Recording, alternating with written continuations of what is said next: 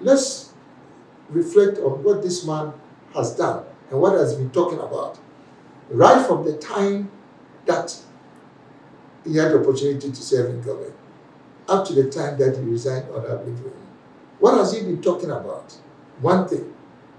And you know, interestingly, that as a graduate in economics, in the School of Economics in Lagos, this is when I graduated in 1976.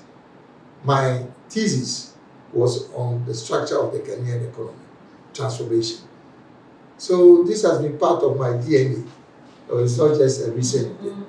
Yes. It's not just something that you you can see here. So yes. So there's new agricultural revolution. So the new GTP. Yeah, so there are 15 pillars of the GTP. First pillar is fixing the macroeconomy. Right.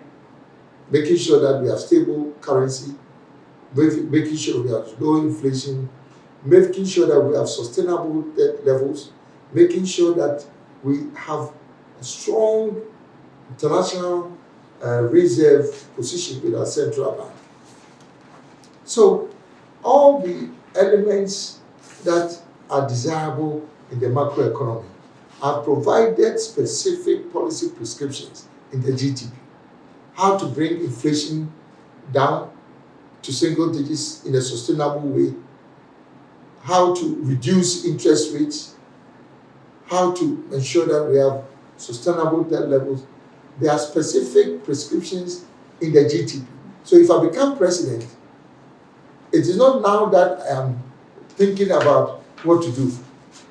The program provides a clear path to take Ghana out of the IMF program and in actual fact ensure that we get to a path of transformation.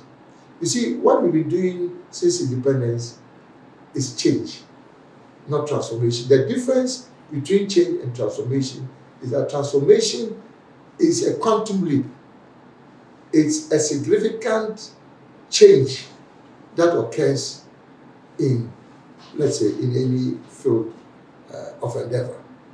So the GTP is not just the macroeconomy, it's also about industrial transformation, some of which we'll be talking about. But it's also about agricultural transformation. And there are so many policy prescriptions that will energy and security. And there's energy and security diversification. You see, currently, for example, if you look at energy, we have an energy mix of between, let's say, 50% hydro and 50% thermal. But the point is that unless you transition from thermal energy to renewable energy, the pass-through effect of the cost of fuel, let's say carbon fuels, which is used to fire thermal plants, would always make our energy pricing uncompetitive. You know, so the energy transition that we've been talking about has to be fast-tracked, but in a way that would reduce the cost of energy, particularly to the business community.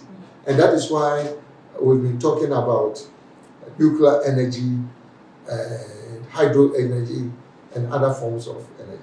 I mean, we've also been talking about solar energy, but there are some challenges with using solar energy to replace thermal energy as we speak.